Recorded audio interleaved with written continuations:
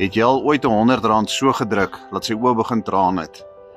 Is jy op soek na maniere om ekstra inkomste, addisionele inkomste te kry, om te help betaal in daai rekening aan die einde van die maand, omrede jou salaris eenvoudig net nie genoeg is om dit te kan doen nie?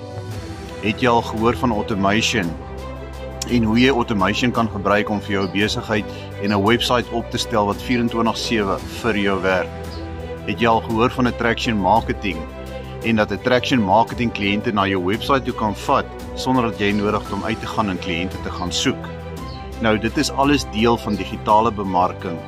Sou jy belangstel om so besigheid op te stel, om vir jou addisionele inkomste, ekstra inkomste, of miskien selfs voltydse inkomste te genereer? In die comment seksie onder los vir my en wys my, en ek kom terug na jou toe met al die nodige inligting, wat jou sal help om jou lewe ten goeie te verander.